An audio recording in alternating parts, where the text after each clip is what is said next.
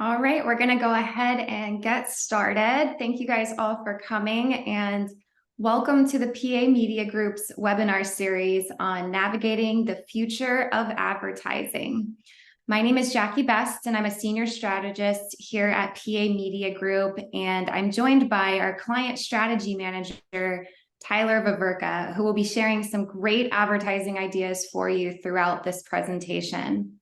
As a proud member of PA Media Group and PennLive.com, it's my pleasure to welcome you to a journey into the future of advertising where change is not just constant, it's the driving force. As we embark on this exploration of emerging trends in advertising for 2024, we find ourselves at the crossroads of innovation and consumer expectations.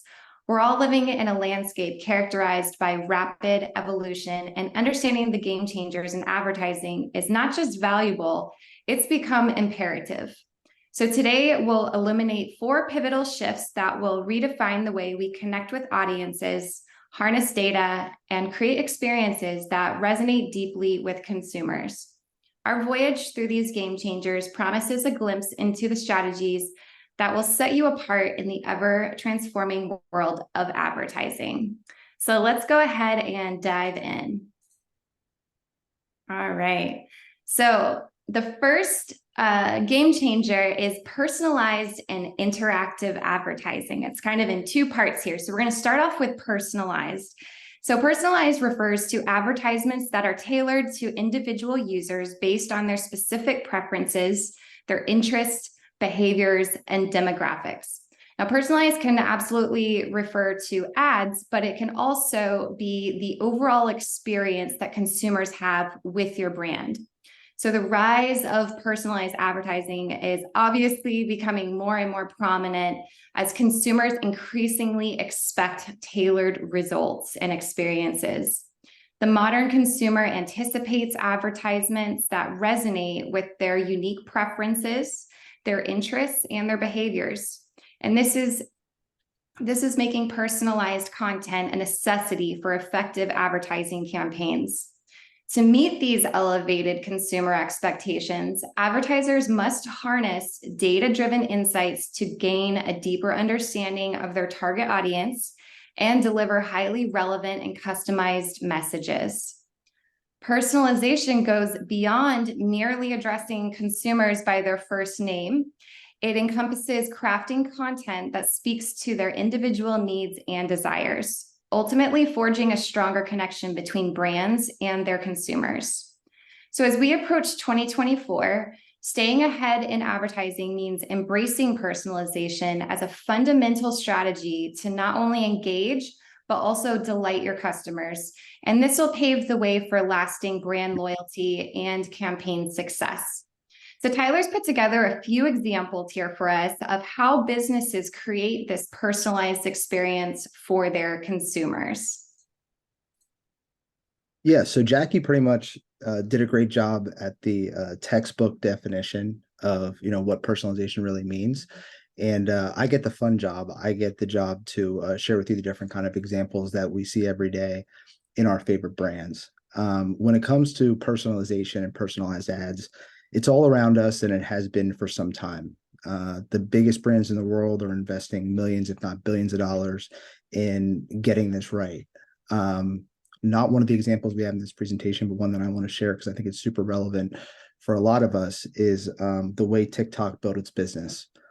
TikTok is the fastest growing social network in the world, and they've built their business solely on personalization. Your For You page is unique to you. And if you look at someone else's For You page and look at yours, you're like, wow, I can't believe the level of uniqueness that really is in this algorithm. So that's one example.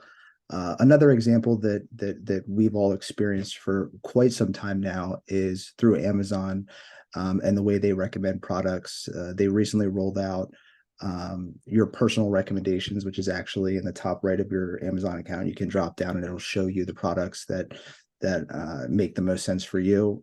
This is actually a screenshot of mine. It's interesting because fantasy football, definitely something that I do on a yearly basis. I also wear a lot of hats, so the hats are there. And I've purchased those things through Amazon before, so that makes sense. However, I have not purchased or browsed on Amazon for coffee or for a cookbook or for an Hawaiian shirt. So the interesting part about that is I do like coffee. I love coffee.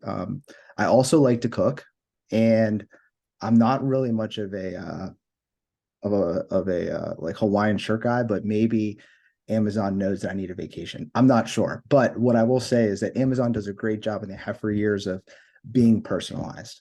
Another example that we have to share, and this is one that you don't really think about. Can you go to the next slide, please, Jackie? Can I do that? Okay.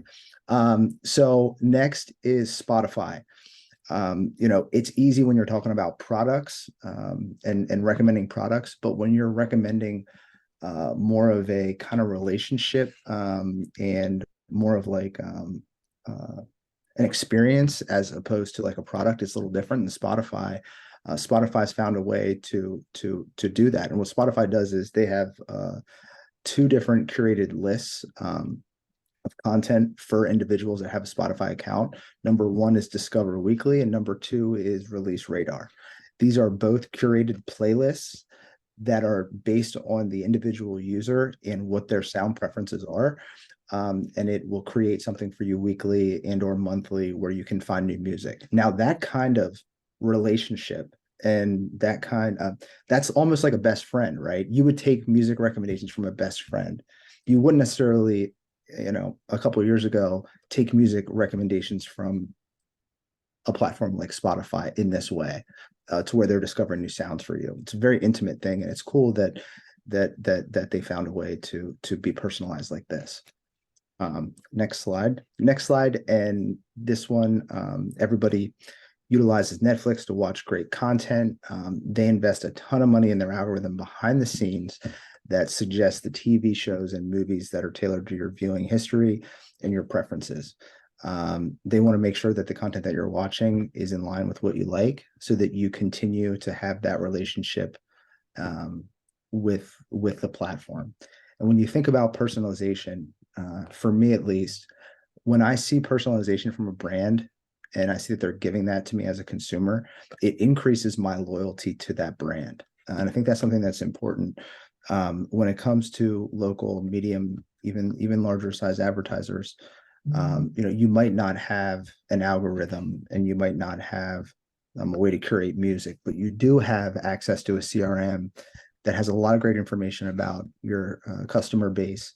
And in 2024, what we recommend is utilizing that information to get as granular as possible and give people what they want, so that they also have that loyalty with your brand. Absolutely. And I know that I love I use YouTube Music, and they create playlists in the same way. And I use with the video streaming content, I use this personally. So it's really fascinating to see how things have evolved so much over time with creating personalization in the advertisements and on these platforms. Thanks, Tyler.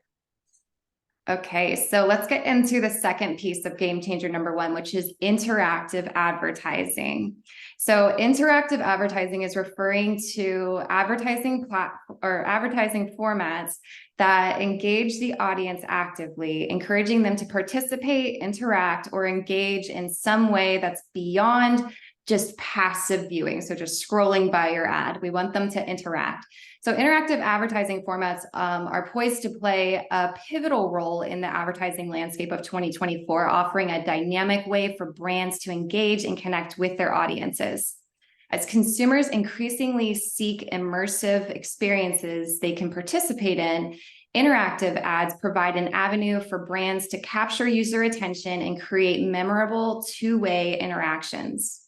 Interactive formats not only encourage active engagement, but they also offer valuable data and insights, allowing advertisers to refine their strategies and target their audience more effectively.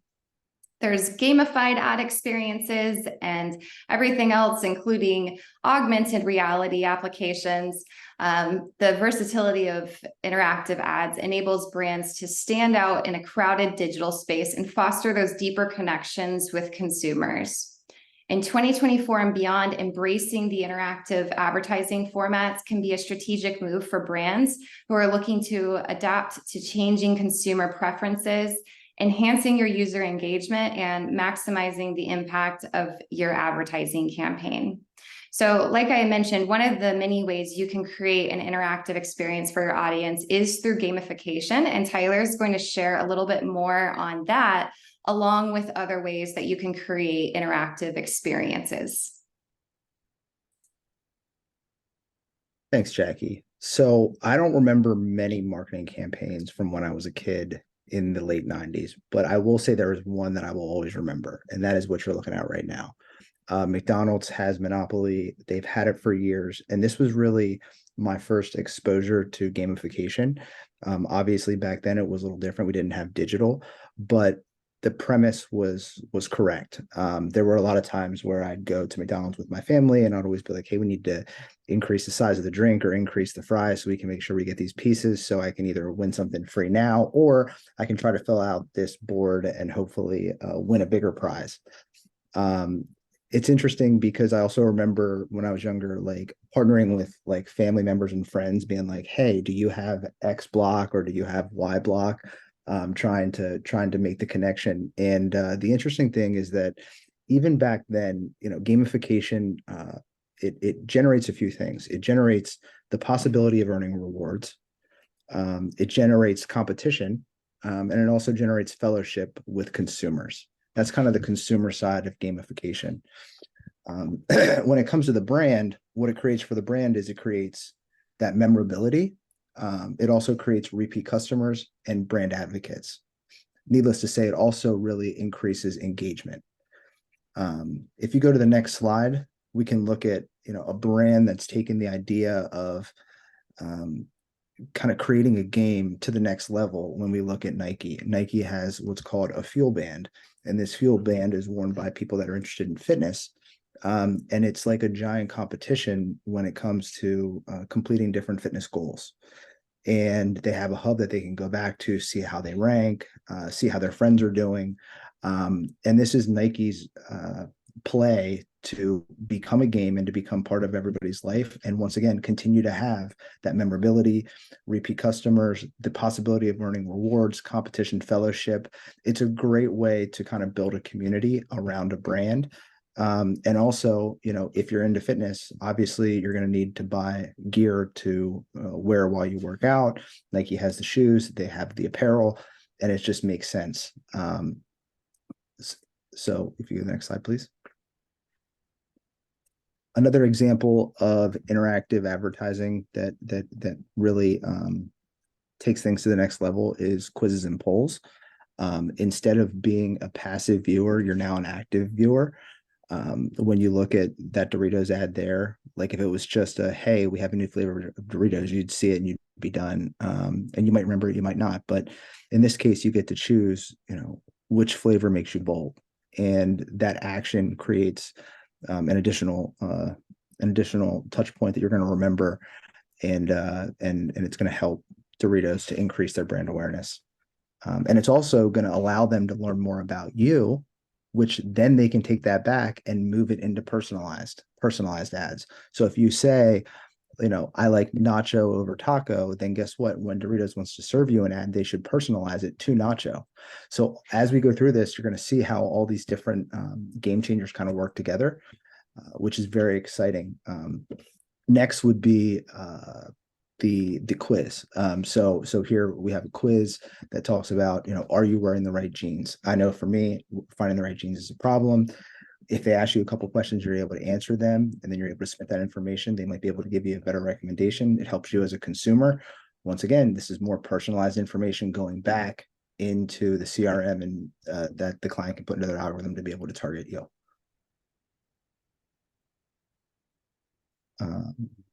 The next interactive type of advertising that is really starting to pick up steam, especially in 2023 and into 2024, is shoppable ads.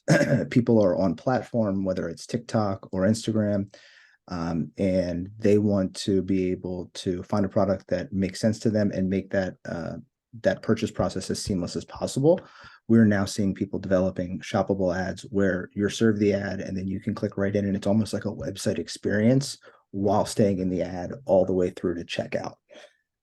It's very powerful, and consumers love the seamlessness.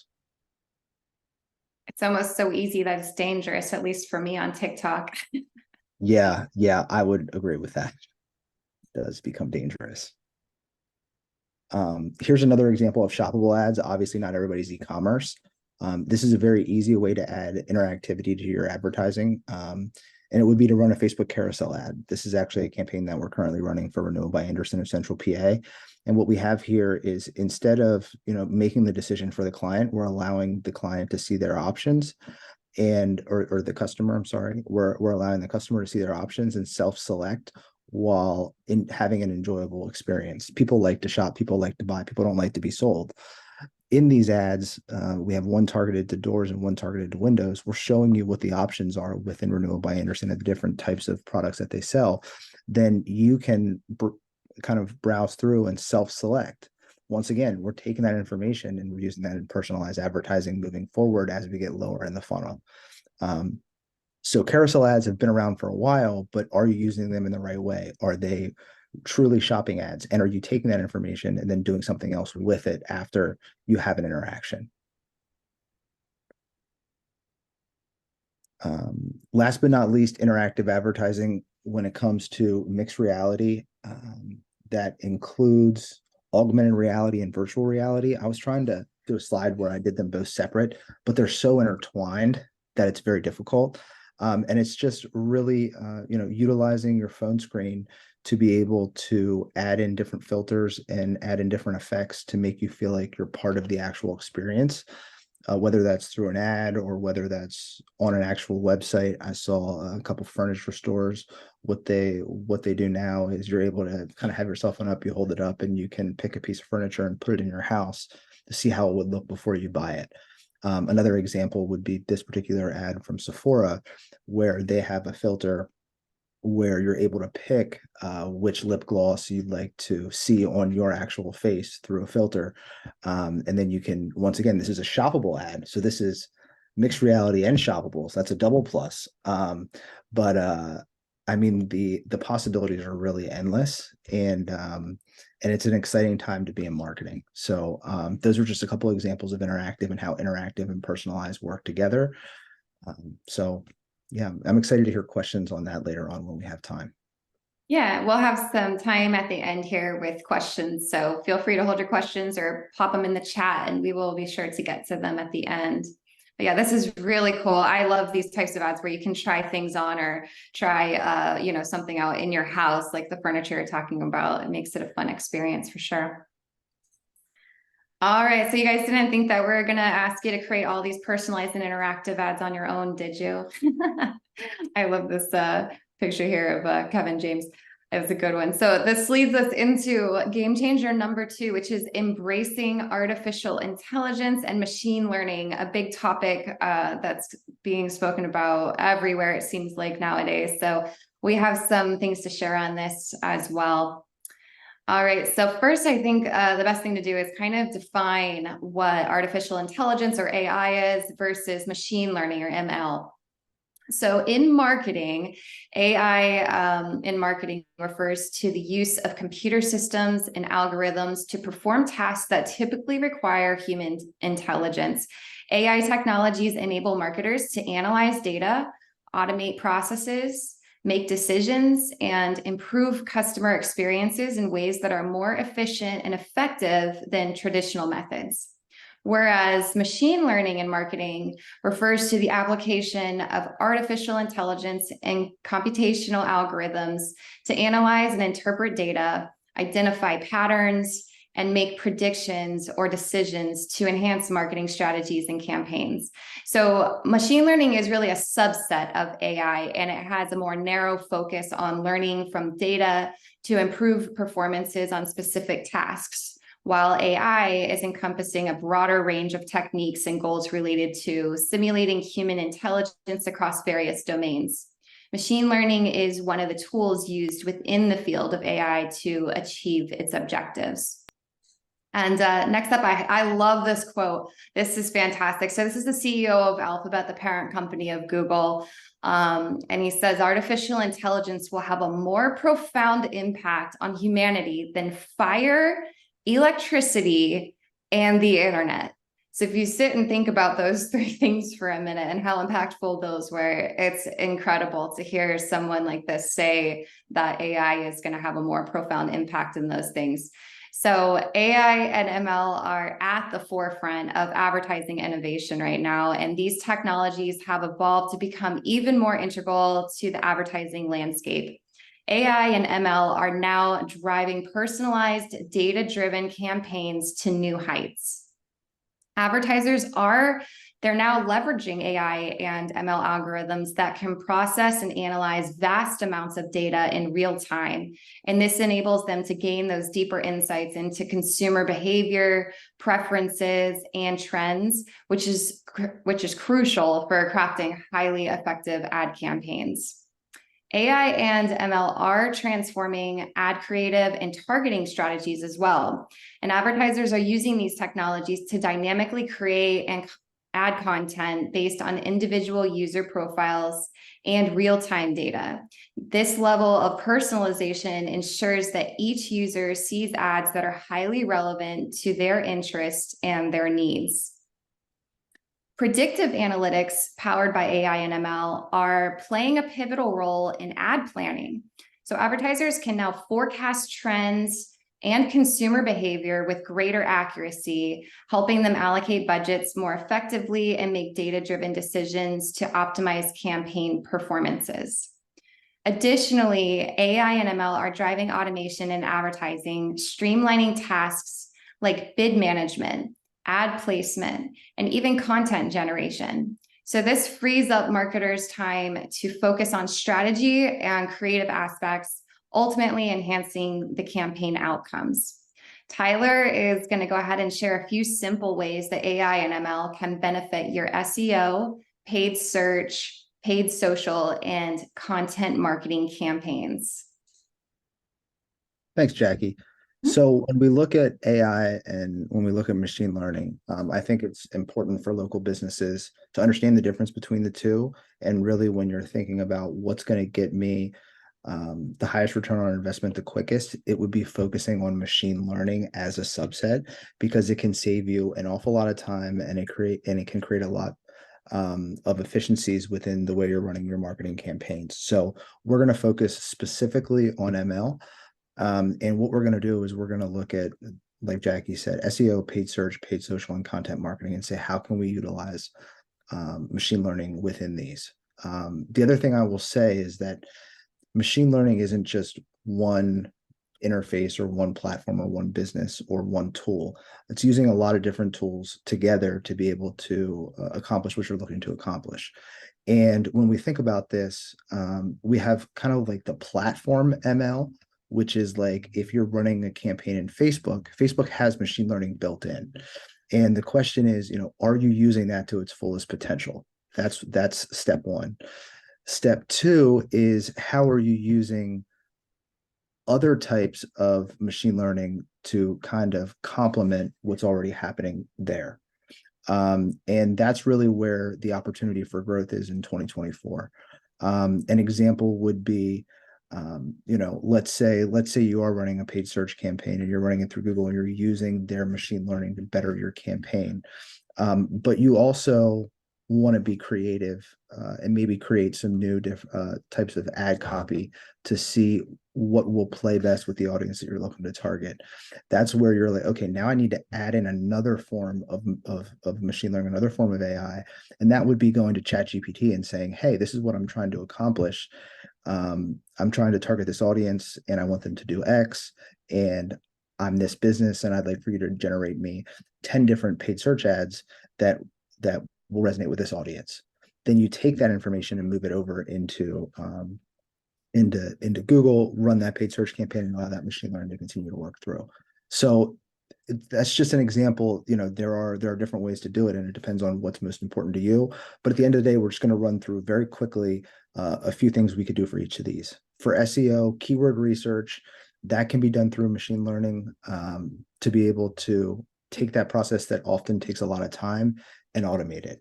On-page optimization, this is once again like a content generation side. Like you can ask some sort of whether it's Google Bard or ChatGPT, you can ask them, hey, this is the page that I want you to utilize. Here's all the text on the page. I want you to optimize it to rank for these particular keywords. That's something that you can do. Paid search, we talked about. Go to the next slide, please.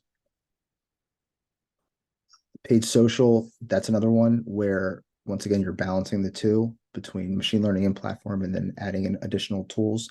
But it really allows you to get a lot more granular on how you're targeting, why you're targeting, when you're targeting, and making sure the right ad is in the right place at the right time. Last but not least is content marketing, content recommendations. You can utilize ChatGPT or Google Bard to come up with different type of content topics that you can then expand upon, once again, using those forms of AI, and then also content personalization, utilizing the machine learning to do, once again, some of that hard work for you in terms of how we're going to make these ads more personalized. It's kind of an abstract process, and it's not a one size fits all, but really understanding what you're trying to accomplish, what you can do in platform, and then what tools you have over on the side that you can add to then create more efficiencies. It really takes what you've been able to do in a normal year, and it makes you almost superhuman. That's why we have the picture of the Hulk, because if you understand how to use these tools and these platforms, you'll be blowing your goals out of the water, and your business will be very successful, and you'll be ahead of the competition. So that's that. Absolutely. AI and machine learning is here to stay. So it's one of those things that you should embrace and keep learning more and more about every day. There's tons of videos online too, just learning different ways to use the platform. So I highly recommend that you check that out. And if you have any questions, we're always happy to help answer those questions as well. All right, so we're going to go ahead and move on to game changer number 3, which is the evolving role of social media platforms. Who here remembers MySpace? It was popular back, it hasn't even been 20 years. I think it was its most popular in 2006 or so. But you guys might remember the top 8, and this is such a funny little meme here. Today's kids will never know the drama of MySpace top 8 and what that used to cause. Like, you had to pick your favorite friends, and if one of your friends wasn't on there, then it's not a good situation. But thought that was funny. But you could just see how much things have changed, from going from MySpace not even 20 years ago to where we are today. And we're going to talk a little bit more about that. All right. So some of the main points we want to talk about here for social for 2024 is social commerce expansion. So social commerce is expected to continue its rapid growth. Social media platforms will likely enhance their e-commerce features, allowing users to shop directly within the platform.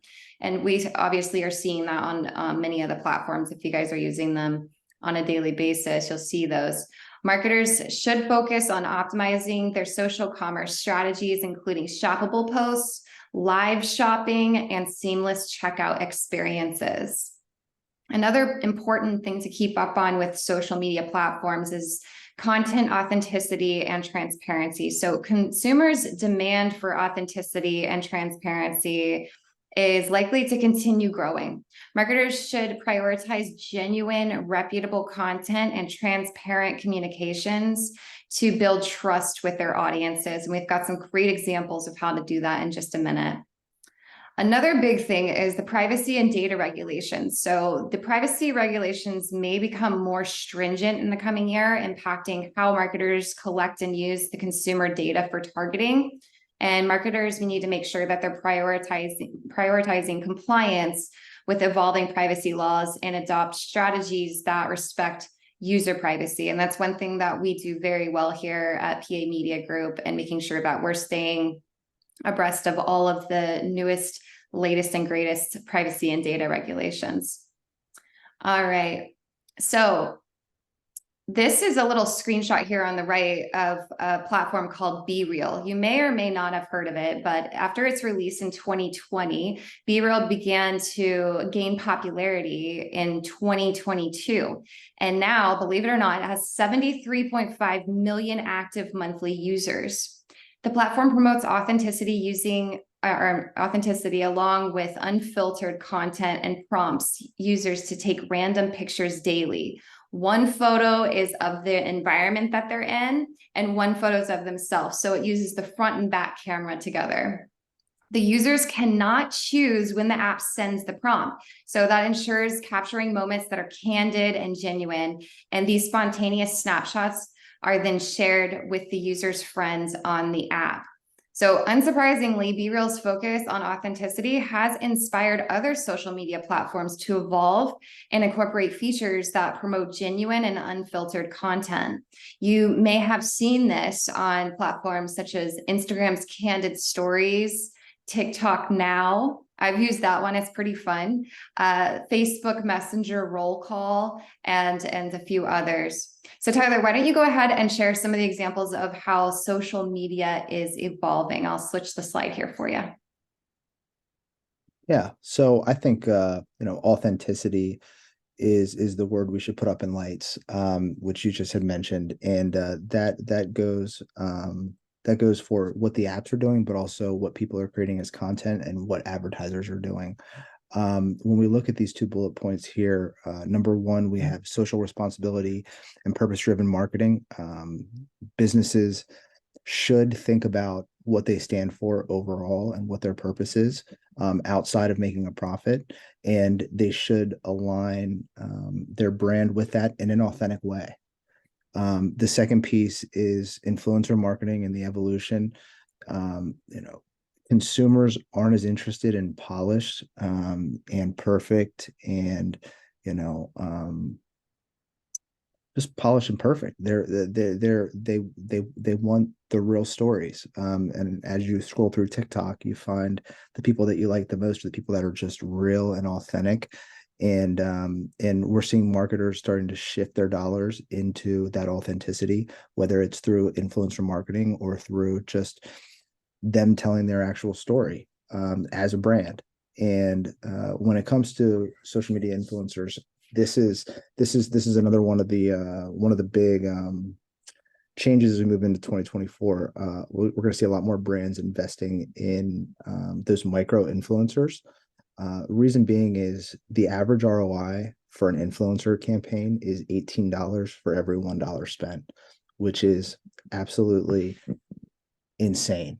And what we want to show here is an example of that authenticity, but also influencer marketing within a micro influencer. And we're going to play this TikTok ad for you, and we're going to talk about it. All right.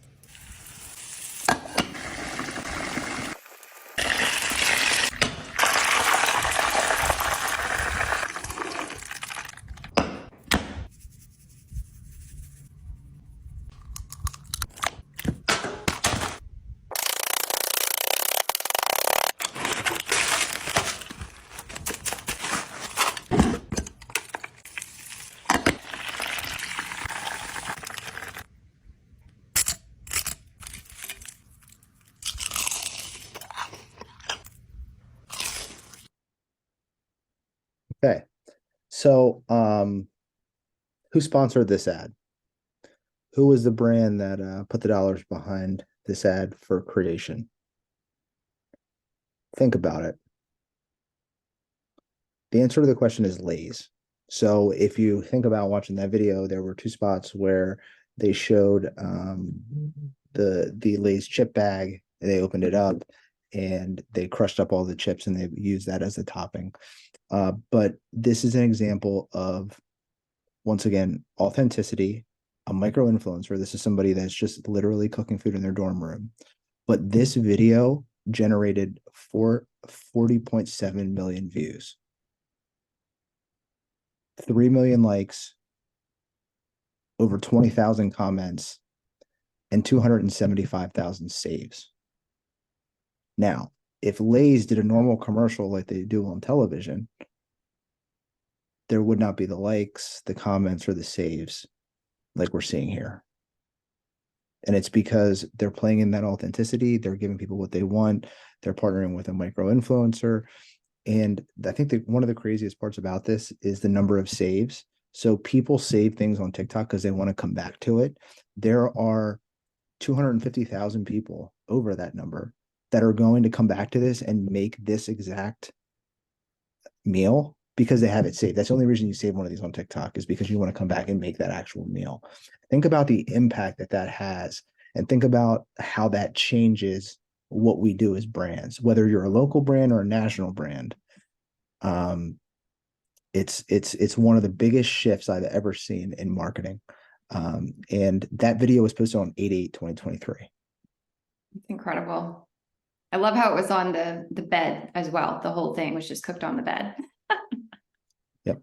So fun. All right.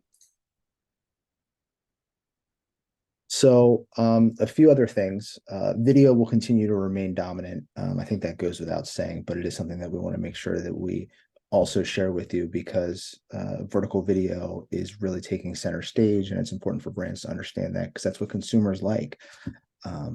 Last but not least, when it comes to the evolving role of social media platforms, we're seeing a number of niche and micro community platforms coming out, and they have specific interests and they speak to certain communities. And as an advertiser, if you identify these and you see which ones fit your particular brand, you can leverage them and really either, number one, have a great organic presence there, or number two, run ads there. So there are 5 apps at the bottom, and I asked Jackie to name all 5 of them. And Jackie, how many could you name? I think I have 2 of them at least. 2 of them. All right. Well, if you go to the next slide, we're going to talk about each one of them, because you're right. Some of them aren't as noticeable, but these are places where people are spending a lot of time, and there's a lot of great conversation going on within these communities. Discord is a communication platform that offers text, voice, and video chat. And on Discord, you have Discord servers, and those servers are communities or groups that have like-minded people. And in those groups, they can gather, communicate, and collaborate on that shared interest. An example would be, if you're a Philadelphia Eagles fan, there's a Philadelphia Eagles Discord out there for sure. If you're into mountain biking, there's a mountain biking Discord out there where people ask questions, they learn, they share, and it's actually like its own little kind of community. Also big with video gaming. I've been in a few Madden leagues where we've used Discord servers as kind of our communication hub. So that is an opportunity to find those particular sub communities, and then if they match up with your product, have a presence there. Reddit is different, but kind of similar. Reddit is a social media platform that, once again, allows people to share, discuss, vote on content of a wide range of topics. However, just like a Discord server, in Reddit, you have subreddits, and they're individual communities, once again, focused on that particular interest, theme, or subject, very similar to kind of the Discord server community. And number 3, we have Goodreads for book lovers. This one I didn't know about, but I'm signed up now for it. And it's a niche social site for book enthusiasts. It allows you to create profiles, track your reading progress, also see what your friends are up to, write reviews, join clubs, and discover new books based on your interest or the interest of your friends. Once again, there's a personalization pulling back through that app to be able to make great recommendations for you. Strava is a athlete and fitness enthusiast app that allows you to kind of almost gamify what you're doing. Smart for them to make it that way, because it creates that sense of community, competition, and creates those lasting memories. Once again, if you're a business that wants to reach someone that's in the fitness industry or that enjoys fitness, this would be an app for you to have an organic presence on. And if there is a potential to advertise there, advertise there. If not, find people that are using that app and advertise them on other apps. Last but not least, this is one I never even heard of. It's called couch surfing, and this is for travelers and hosts. And it's kind of like an Airbnb, except the people that you rent the Airbnb from stay there and you guys have fun together. So it's good for younger couples where people are traveling a lot and they want to see different parts of the world. They want to make new friends. Once again, if you are somebody that is looking to reach young people who like to travel, this is a place you should be. And in 2021 or 2019, some of these didn't even exist. And there will be more that come as the years continue, but we are seeing people start to break out into these subcategories that are focused on their particular interests. And if advertisers can kind of hone in on this in 2024 and utilize it to their advantage, they're going to be in a much better place than their competition is in the upcoming year. Absolutely.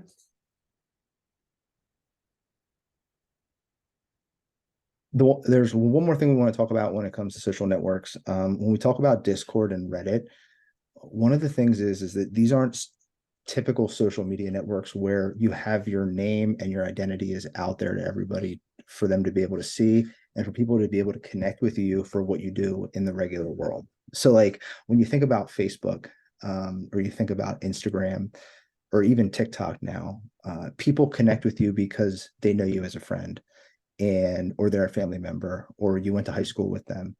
And you get likes based on the relationship that you have as opposed to the content that you produce.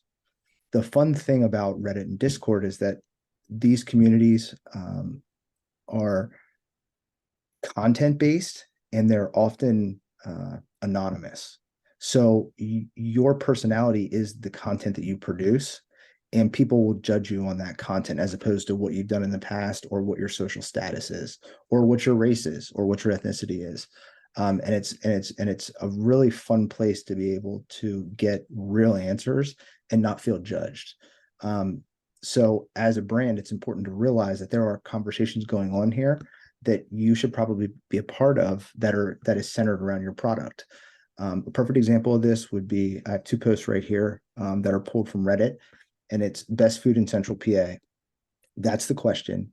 The first answer was Hellenic. I don't know how to pronounce it, but it's the gyro place in Mechanicsburg. They have great food. So a user generated that question. Somebody answered the question, and 25 people went in and upvoted that answer, which means 25 people said, I agree with what this person said. So as a consumer, if I search that and go here, I know Hellenic Cuisine is going to have good food because 25 people voted it. It's not like, oh, I'm looking at their Google reviews and they have 4.4 stars because they ask everybody that comes into their store to leave a review. Like this is a different kind of truth. And then the next thing was there are also questions like, what are the worst places to eat food in Central PA? And there are answers there. If you're a restaurant, that's someplace you need to be because you need to see if, number one, people are talking about you or if they're talking about your competition or how you can kind of learn from what you're reading and the actual real opinions of people. If we go to the one on the right, that is, be honest, is there really anything fun to do in Harrisburg? Someone said yes, and they named a few things.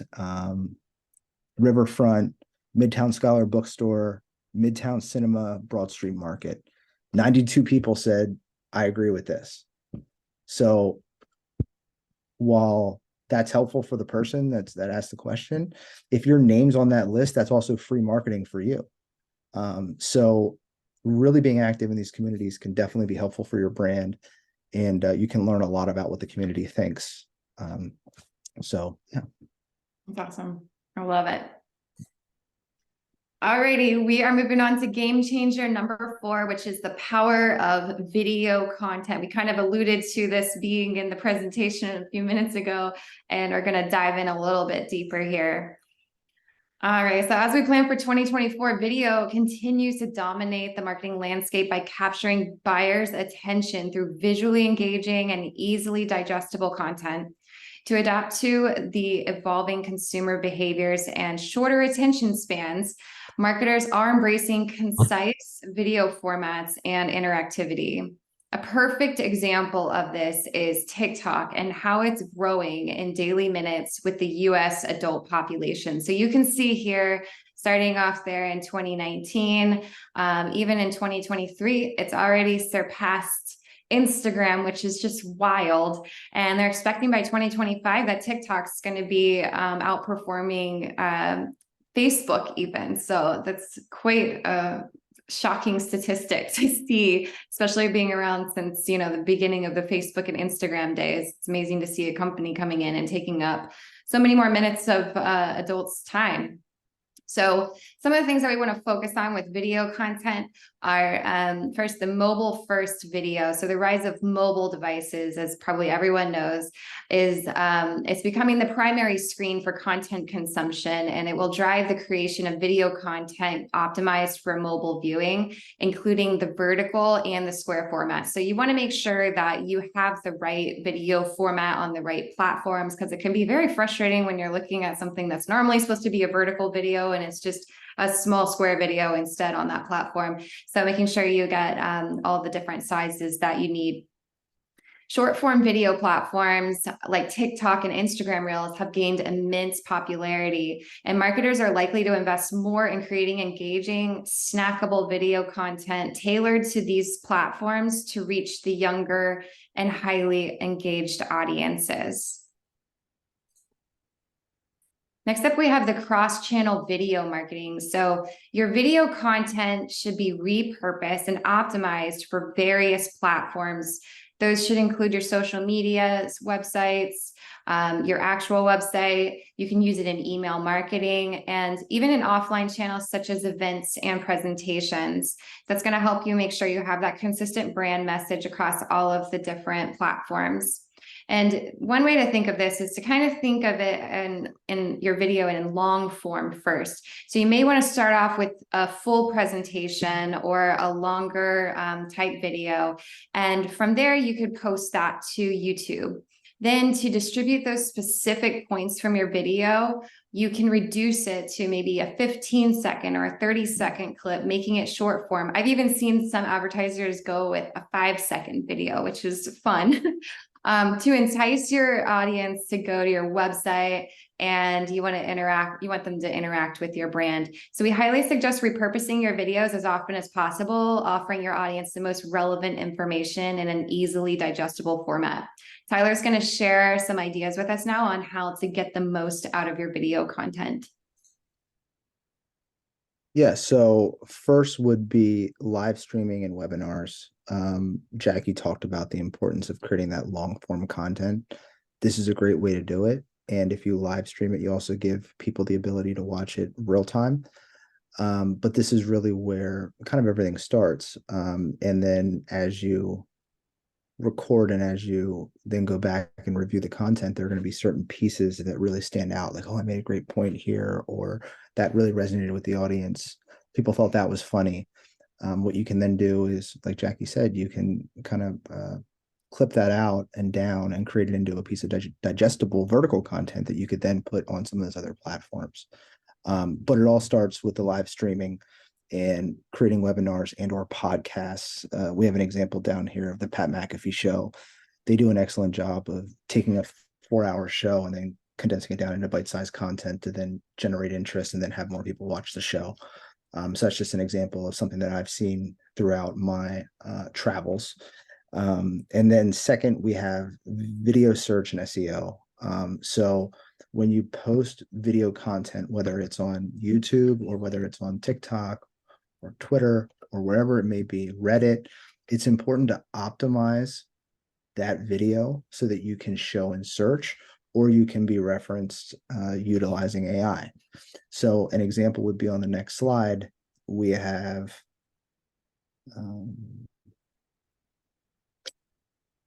here. So we have a search, and the search was moisture in windows. This was a search done, no geography, just moisture in windows. And this is obviously somebody that's interested, probably that has moisture in their window, right? And they want to get a fix to take care of that.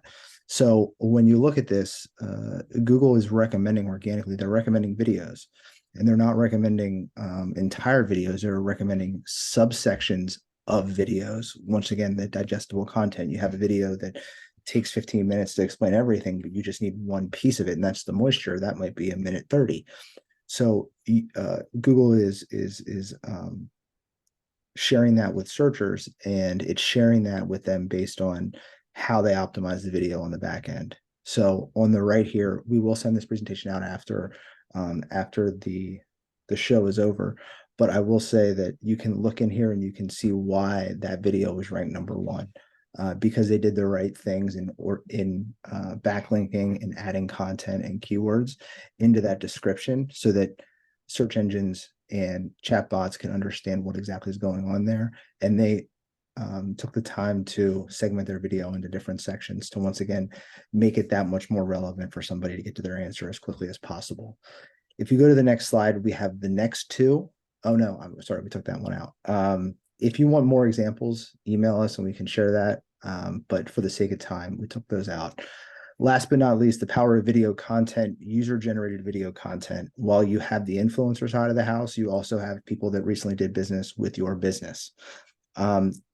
If you get them to take their phone and record a video testimonial, that is 10x the value that you would get from a Google review. There are a lot of businesses out there that give some sort of incentive for people to create user-generated content about their experience. Those videos go into a library that then can be used within marketing.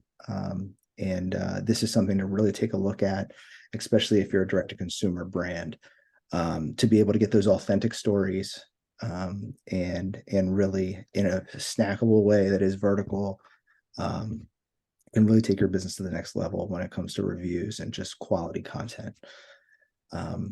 So that was a lot of information to cover in 45 minutes. And some of it was, this is how you can make your ads better. This is how you can make your experience better. This is how you can make your website better. This is how you can make your CRM better. And we hope that you're able to pull information out of this and you're able to utilize it as you move into 2024. But the one thing that we wanted to do was, we said, we work with a lot of local and medium size, even larger businesses, but we wanted a kind of a checklist to be able to send it home with you, so you could take a look and say, hey, I'm hitting this mark, I'm doing this, I'm doing that, just to set you up for success in 2024. So Jackie's going to go through that next. Yes. So to conclude, we did put together an easily digestible checklist to kind of self-evaluate and see if you are prepared for 2024. And if you see that there is room for growth, we're happy to help you get to where you'd like to be. Please feel free to reach out if you'd like a copy of this checklist, or you can feel free to take a screenshot right now. So when we work with you, we first start with learning more about your business and your specific goals. From there, we take that information back to our team to research and strategize the best solutions to meet your goals. And then next, we share those strategies with you and can activate your campaign quickly, as we have a great big team of highly talented individuals who help set up and manage the campaign. So not only do our clients have 24/7 access to the campaign reporting, but we meet with our clients on a monthly basis to review that reporting, dive into website analytics, and optimize the campaign along the way to make sure that we are meeting your specific goals and you know what's working best. So we'd love the opportunity to learn more about your business, and I'll be sharing my contact information on the screen right after we answer a few questions from the audience. So do we have any questions that have popped up along the way?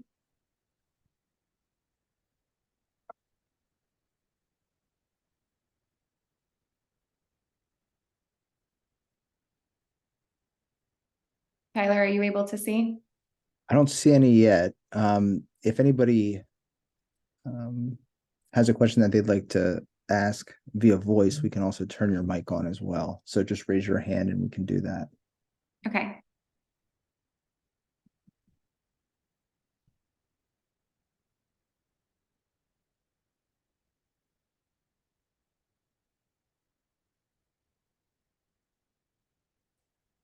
Okay, we have two questions that came in. Number one, What could a company do to personalize special offers for potential clients?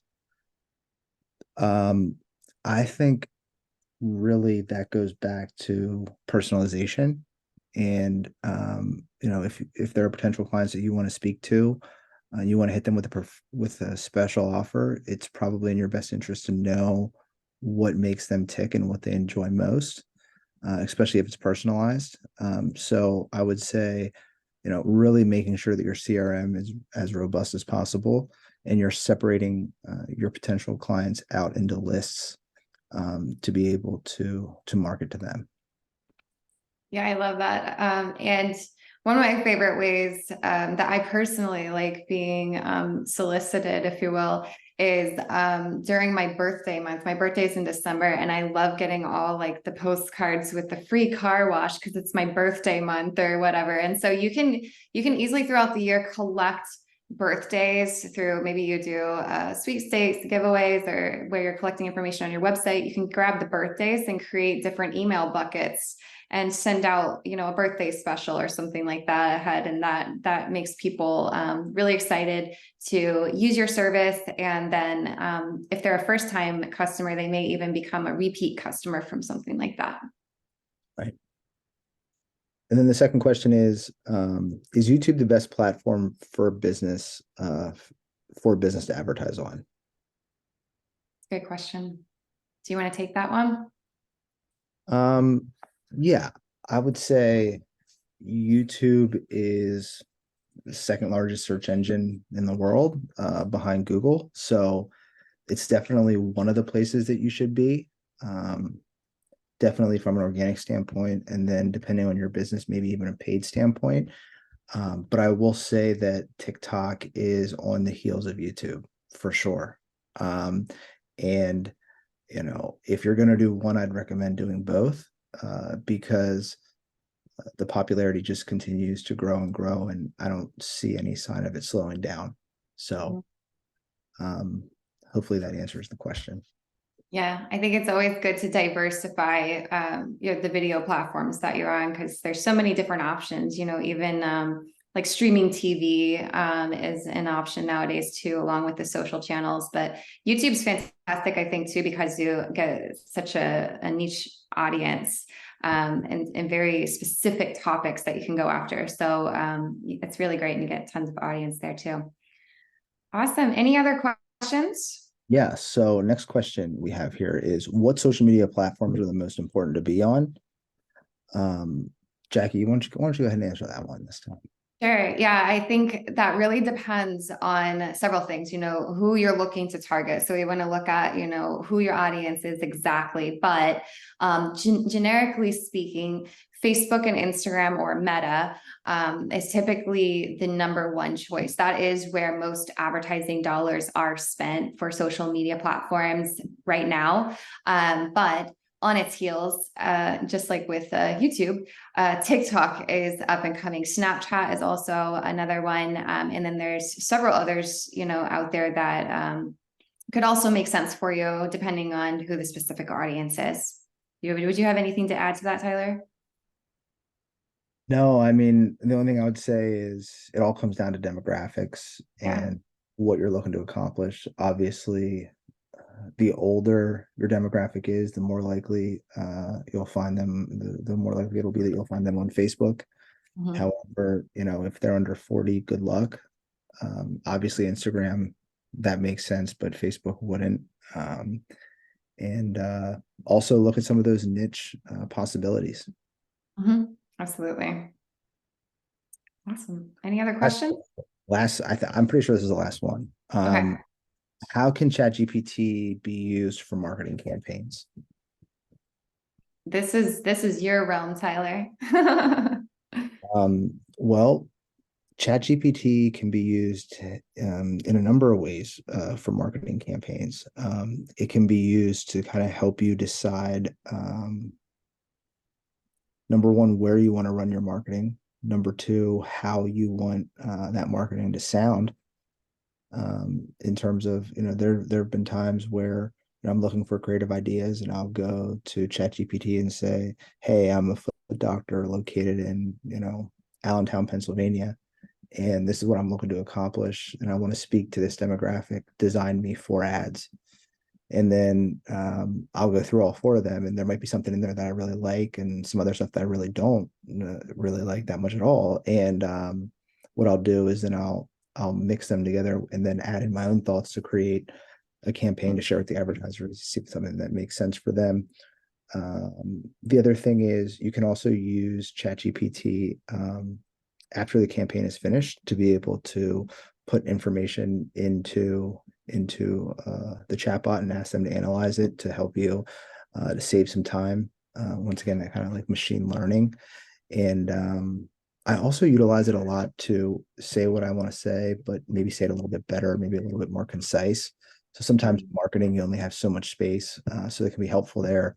I mean, really, at every stage of the process, when it comes to building a marketing campaign, you can use ChatGPT as assistance.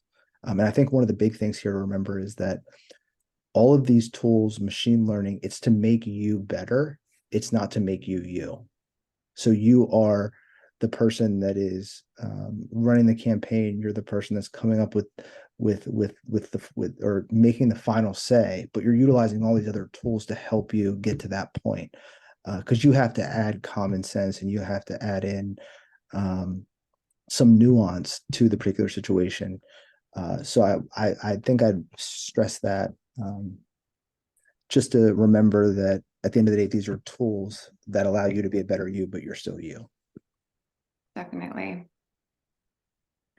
All righty. Well, in closing, we hope that this presentation has shed some light on how to navigate the future of advertising in this coming year. So as you move forward, keep in mind the 4 powerful areas of opportunity for your 2024 marketing plans: creating personalized and interactive campaigns, embracing AI and machine learning, keeping up with the evolving role of social media platforms, and of course, utilizing the power of video content. By integrating these types of strategies into your marketing campaigns, you can help your business stand out from the crowd in 2024. The digital landscape continues to evolve at an unprecedented pace, and PA Media Group stands as a beacon of expertise to guide you through these changes. So if you are interested in continuing the conversation with a one-on-one meeting, please feel free to email me and I will do my best to get back to you within 7 to 10 business days. We'll get you on the schedule within 7 to 10 business days. And thank you all for spending time with us today. We hope to see you again next time and have a great day. Thank you.